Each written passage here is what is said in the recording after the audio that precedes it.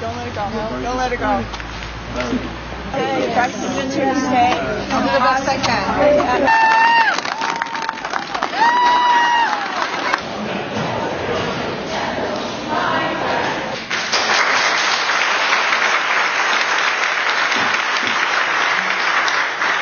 The chair would like to remind Mr. George this is a 5-minute time limit, and secondly, that you have to speak on the item superintendent search. If you stray from that, the chair will let you know.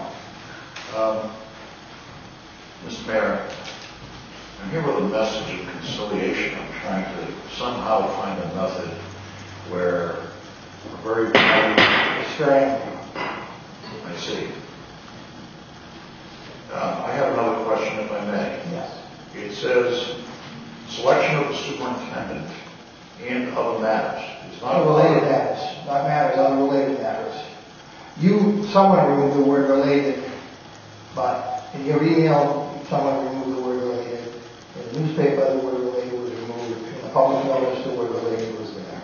It's related. And you don't think that talking about the current superintendent and the possible mechanism to keeping her might be related to the search for a superintendent? I don't, but you can certainly ask my colleagues. Then I will ask your colleagues. Ms. Lara. Are we asking to make a motion to allow him to speak on another matter? I'm not clear what we're doing here. I guess you want to put that motion forward. You don't let him speak on another matter. He's ready to speak on the superintendent search. That's what he's ready to speak on. We have nothing else before us.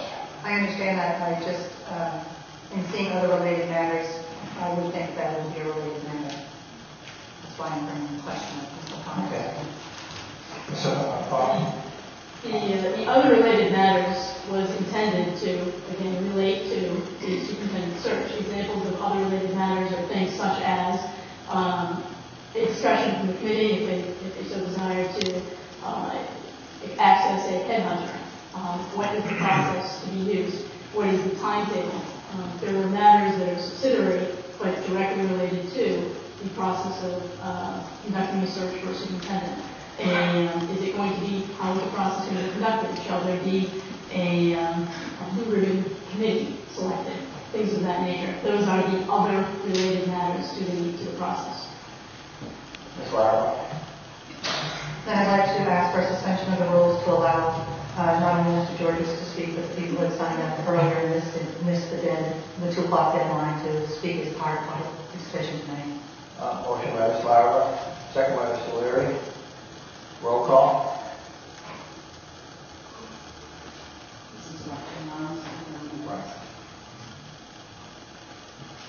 Ms. Lara. Yes. Mr. Leahy. Yes. Mr. Leary. Yes. Ms. Martin. Yes. Mayor Milanazzo. Yes. Mr. Conway. Yes. Ms. Doherty. Yes. 7 yeas approved. Across the school system, every school, we build collaborative teams where people who have different opinions and different communication skills, whatever it may be, and successful at keeping their eyes on an objective, and that is improving schools, improving the education that our kids get. I'm asking you to do something that I'm asking everyone involved in this process to do, and it's not easy to do. And that is to just take a step back. Take a step back before 2 weeks ago so that we can attempt to try to keep the superintendent in the school district, an outstanding leader in the school district, supported by staff, by teachers, by principals alike. I've never seen that kind of dynamic in my life. But it's not easy to get over whatever ills people feel, whether perceived or real. It takes a lot to go over that. I'm asking you to do it. I'm asking you in a conciliatory manner to do what's best for this community.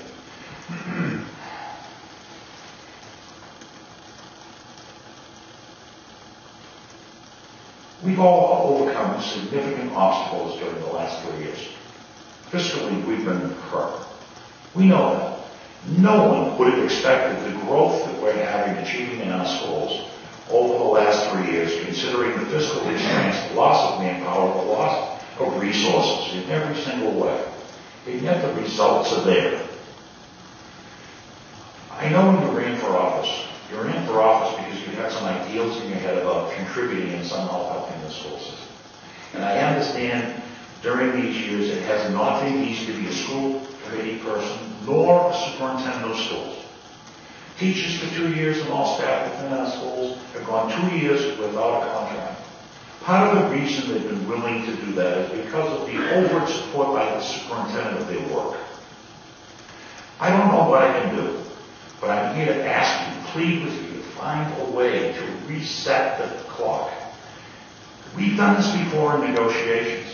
We've gone through extremely difficult negotiations and ultimately ended up with a resulting contract. Is that capacity? Do you have that capacity? I'm just asking you to exercise it. Because it is indeed the best way. I've been a teacher here for 25 years and president of this union for 19. Not to say anything about past superintendents. This superintendent is outstanding. The recognition that we get nationally and within the state is outstanding. You hired her. You get the credit for the good work that's being done. I ask you to do whatever you need to do to get beyond wherever we are now. And in good faith, attempt at least to try to come to some resolution with the superintendent and her attorney. I have never seen a more dedicated superintendent as she is. A person that was willing to move here, buy a home here. She's visible all over the city. She's in virtually every activity that goes on in the city. She also gives personification of what we want to see within the Lowell school system. Young, vibrant, active, involved. The connection with the community, the connection with the highest schools of learning is excellent. You know, you don't need to applaud, but I'm not going to be here forever. Okay? But I will say that when I leave, I want to leave knowing that I left a school system that's much better than it was before. And 2 or 3 years or 5 years from now will be much better than it is today. Why can't we stay together? Why can't we try to work through these things? I will respect you more. I will respect the people that make that attempt. I will respect you all. Again, I ask you on behalf of the teachers, the paraprofessionals, the administrators, the kids, the parents, the citizens of Lowell, to do whatever you can, whatever gesture it takes, whatever closed room discussion takes place, to please put the kids first, retain the superintendent. Miracle of miracles. The Lowell son and I are on the same page. But I think we are on the same page because we don't want to squander the opportunity to keep a very talented superintendent. So I understand this comes from my heart and also comes from my head. It comes from 25 years of experience teaching in Lowell, almost 30 years overall, and a commitment to see Lowell schools prosper. And I think you get credit for that. I hope you will make that effort before going into some kind of process for headhunting or whatever it may be, or selection committee for a successor superintendent. That's all I have to say. Thank you for listening to me. Thank you for suspending the rules. Thanks. I have no plans to speak tonight, mainly because my husband usually tells me not to. But he's not here. I have to say, whether you agree with everything Chris Scott has done for the Lowell Public Schools or not, she deserves the respect that has not been shown to her lately, in my opinion. She deserves the respect of being told by the school committee that we will negotiate and that the school committee will follow through. Because if you want to talk about a superintendent search, how about the people looking to apply thinking, sure, at the end of my contract they'll say I'll negotiate with you, but fail to actively engage. And I do not know all the details, and to be honest with you, I don't want to. Okay? All I know is that things are going better in a very difficult financial time. that teachers believe they're heard. Teachers believe they are to think, and they are to problem solve, and they are to move forward. That has not always been the case as a teacher in Lowell. Many times we've been told, stick with the program, stay with the program, you teach the program. Chris Scott does not want us to teach a program, she wants us to teach children. As a parent, I want my child taught. As a teacher, I need to know that when I walk into that room, I'm there to teach every child, not move to the next page in some program. Please listen to what the people are saying. This isn't about me, and this really isn't about Dr. Scott, it's about the children. We've made great progress. Please, let us continue our journey, and please let Dr. Scott be at the helm of that. Thank you very much. Dr. Scott comes to the middle school final track meet. She stands there just like the rest of us. Nothing showy or anything, because she really cares. And I would say to her, please, I am proud to tell my sisters and my brother, the Lowell school system is the best place to work. The kids are unbelievable. Please, I hope that we have Dr. Scott. She's the one who makes it all come together. Thank you. We never really found out the results of those visits. There never seemed to be a final chapter. Then Dr. Krista Scott arrived in Lowell. Dr. Scott, you single-handedly put a stop to this unproductive fiasco. You gave the work of analyzing strategies, lesson planning, lesson launching, and data back to the teachers where it's belonged all along. You believed in us. Teachers were asked for the very first time what they thought needed to be changed to meet their students' needs. Teachers were given the opportunity weekly to ask colleagues to share a strategy plan.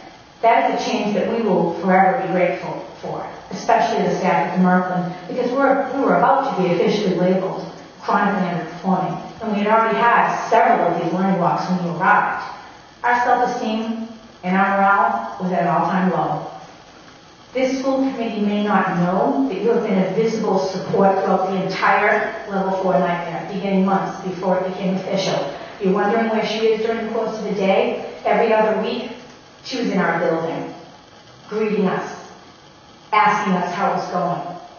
Dr. Scott, you were then, and you continue to be, supportive, kind, and encouraging. Those three things that we need at the MURKLAND to get through this. Since the start, you wanted us to hear it from you. You didn't want us to hear it from the Lowell Sun. You wanted us to be informed.